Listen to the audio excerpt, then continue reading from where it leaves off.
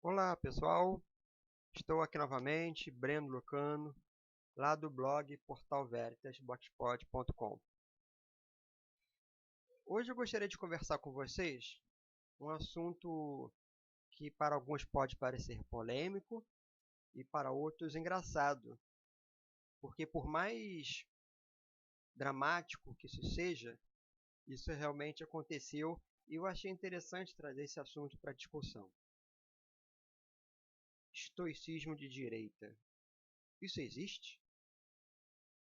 Pois é. A questão foi a seguinte: estava eu fazendo as minhas leituras na internet, quando de repente eu me deparei com um texto de Sêneca fazendo uma dissertação sobre um assunto que eu vou expor aqui daqui a pouco. E aí o crítico que estava comentando essa carta fez uma leitura de Sêneca que na verdade tem muito pouco senequiano ali. É um Sêneca não senequiano ali. O que nós temos ali é muito mais, na verdade, uma leitura fundamentalista, excludente, uma leitura de alguém que conhece muito pouco de estoicismo, mas mesmo assim tenta expor algo do estoicismo. Ele dizia, a crítica falava assim: a carta é bastante significativa para os dias atuais, onde é comum reclamar dos privilégios dos outros e fazer-se de vítima, ou seja, assim como Lucílio já fazia há 2000 anos. Isso parece familiar, esse tipo de questionamento? Porque, na verdade, esse questionamento foi apenas uma parte, né? Teve uma outra parte do questionamento que poderia ter escrito também, mas acabei não escrevendo, que até falava sobre os privilégios de brancos, se existem realmente privilégios de brancos em relação a negros, héteros e gays e coisas do tipo. Ele coloca a carta de Sêneca de acordo com essas premissas. Isso é muito complicado, né? O que a carta de Sêneca vai dizer, a carta de Lucílio, a carta 44, Sêneca diz assim: a filosofia não rejeita nem escolhe ninguém. Sua luz brilha para todos. Sócrates não era aristocrata. Cleantes trabalhou em um poço e serviu como homem contratado regando um jardim. A filosofia não achou Platão já um nobre. Ela o fez um. Por que então você deve temer ser capaz de se comparar a homens como estes? Muito bem. Eu acho que com esse fragmento, a entrada 3 da carta 44 a Lucílio, já dá para entender bastante coisa dessa crítica. Porque, na verdade, é uma crítica que Sêneca faz ao modelo de Estado estoico, que já tem vários vídeos meus aqui que eu já expus essa ideia. Eu vou deixar de qualquer forma o card aqui em cima. Acessem para vocês darem uma olhada, mas eu vou falar um pouco de novo aqui para vocês poderem entender por que essa visão desse crítico que comentou Sêneca, por que essa visão está errada. Eu vou expor isso para vocês. É certo que quando vocês falam sobre Sêneca, quando se fala sobre Sêneca, né, ou sobre os estoicos de modo geral, nós poderíamos pensar que eles vivem em dois mundos. Quais? Que é o mundo idealizado, por Zenão e Crisipo, e o mundo empírico. O mundo em que eles vivem, o mundo dos embates sociais. Então, de um lado, um dos mundos em que os estoicos vivem é o mundo confabulado pela própria metafísica zenoniana, onde ele cria um estado fora da história e, portanto, idealizado, onde todas as pessoas são iguais, não existem desigualdade, não existe nada que desmereça uma pessoa em relação a outra nesse estado formulado por Zenão. E Sêneca realmente vai nessa linha. Nesse sentido, pelo menos, ele é ortodoxo. Nesse sentido. Mas também existe o contraponto disso. E o contraponto é justamente que o estoico, se por um lado ele faz essas formulações metafísicas, por outro lado, ele é um homem histórico tentando vivenciar um modelo de estado de sociedade que não se encontra na história. O sábio estoico, ele também vive entre nós. E os estoicos tinham um profundo comprometimento com a política. É muito diferente dos epicuristas. Os epicuristas não tinham comprometimento com a política. Os estoicos, sim. Os estoicos tinham comprometimento do início ao fim da política. E não é na política zenoniana, não. É na política historicamente constituída. Nas instituições sociais. Os estoicos sempre influenciaram as instituições sociais. Desde o início. Se vocês pararem para pensar, por exemplo, é por isso que eu sempre gosto de fazer a diferença entre doutrina histórica ou filosofia estoica e movimento estoico, porque o movimento estoico ele anda na contramão da filosofia. Porque se por um lado ele vai criar esse estado idealizado, por outro, ele vai dizer que nós vivemos numa sociedade profundamente injusta. E o estoico, ele denuncia isso. Nós estamos numa sociedade injusta. E é por nós estarmos numa sociedade injusta, por nós estarmos inseridos numa sociedade que discrimina,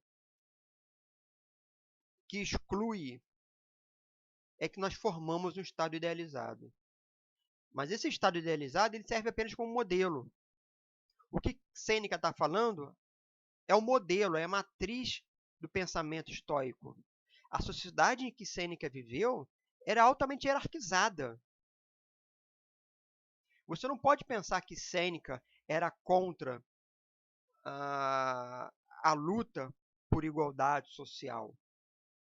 Porque o que ele fez foi justamente lutar por isso.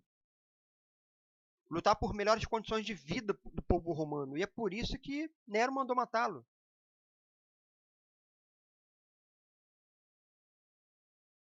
É legal ler Catão, conhecer Catão, o outro estoico, século I, século I antes da Era Comum.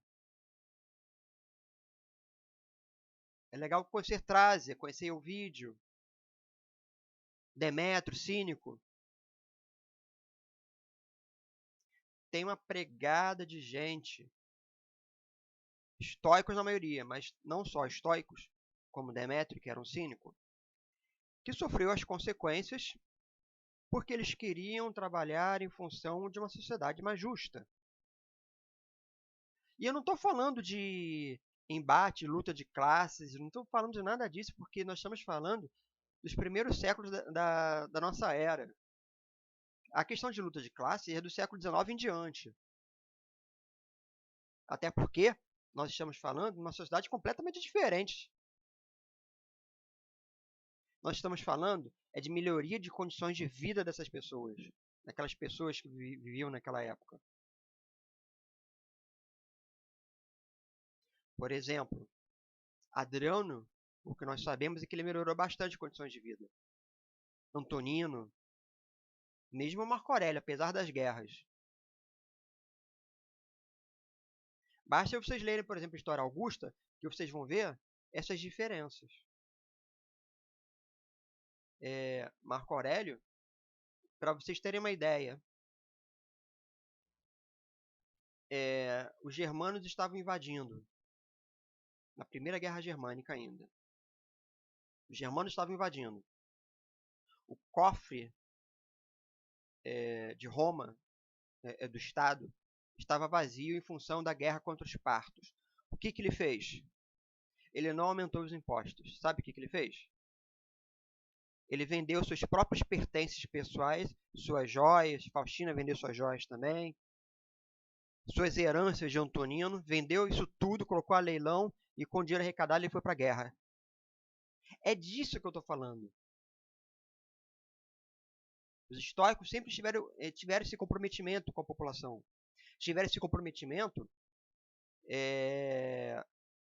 no sentido de fazer com que as pessoas tivessem melhores condições de vida. Isso por quê? Porque a sociedade era desigual.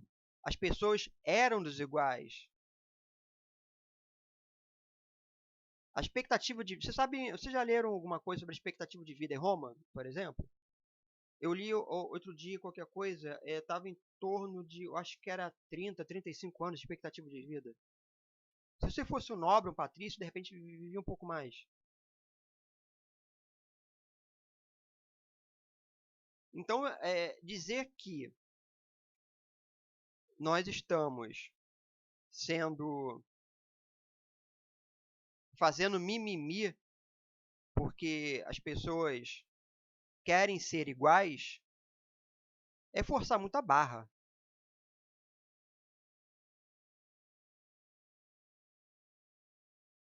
Tem uma citação de Marco, Meditações 1:14, capítulo 1:14. De meu irmão Severo. Aprendi a amizade pelo próximo, o amor da verdade, da justiça. Conheci por seu intermédio Trásia, Euvídio, Catão, Dião, Bruto, de ter concebido a ideia de um Estado com leis iguais para todos, assegurando igualdade aos cidadãos e seus direitos. Conceber uma realeza que respeite, acima de tudo, a liberdade dos súditos. Ele continua, não é só isso, tá? É um pouco maior do que esse fragmento, mas eu peguei só esse fragmento porque já dá para trabalhar a ideia. Esse irmão Severo, não se sabe exatamente quem era. Marco Aurélio nunca teve irmão. Ele tinha uma irmã consanguínea, Anne Cornificia Faustina, que posteriormente teve um filho, sobrinho de Marco, que esteve envolvido na conspiração que tentou assassinar Cômodo. Aí Cômodo mandou matar ele, né, o primo. Então, Marco não tinha irmão. O irmão que ele tinha era Lúcio Vero. Se ele estivesse falando de Lúcio Vero, o que é pouco provável, afinal de contas, Lúcio Vero não tem nenhuma dessas características que ele está falando aí. Pode ser que ele também estivesse falando de Cláudio Severo, que foi um cunhado dele, casou com uma das filhas dele. Mas também não é certo isso. Não se sabe quem é esse irmão Severo. Mas ele fala isso. Aprendi amizade pelo próximo e agradeceu por ter conhecido Trásia, Euvídio, Catão, Dião, Bruto. É isso que eu falei agora atrás. Vocês vejam o envolvimento que o estoicismo tem com a política. Todos esses nomes aqui, Trásia, Euvídio, Catão, todos eles tiveram problemas em função da própria política. Trásia foi morto, Euvídio, Catão, todos estoicos. Todos estoicos preocupados com as condições de vida da população.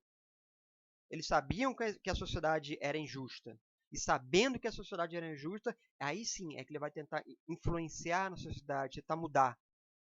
Fazer com que aquele modelo de Estado de Zenão se concretizasse, se tornasse um modelo histórico, na medida do possível. Só que a sociedade de Zenão tinha os seus dilemas. A sociedade de Marco também. Então eu acho que essa leitura que esse crítico fez foi muito, muito, profundamente infeliz. Ele não entendeu o que é o estoicismo e muito menos o que o estoicismo fez na política dos primeiros séculos. Ele acha, esse crítico, que fazer estoicismo é só ler as cartas de Lucílio, como quem lê a Bíblia, ou acha que basta você não querer controlar as coisas. Mas eu acho que traz a ti uma outra perspectiva. Ser estoico era muito mais do que isso. Novamente, é trazer para o nosso mundo a ideia de Zenão, a ideia de igualdade, justamente porque nós somos todos desiguais. Eu fico por aqui com essa reflexão. Deixe seus comentários aqui embaixo. Os comentários são sempre muito úteis. E siga o nosso blog, acesse o nosso blog. Eu vou escrever um texto lá com essa apresentação. Eu vou transcrever essa apresentação.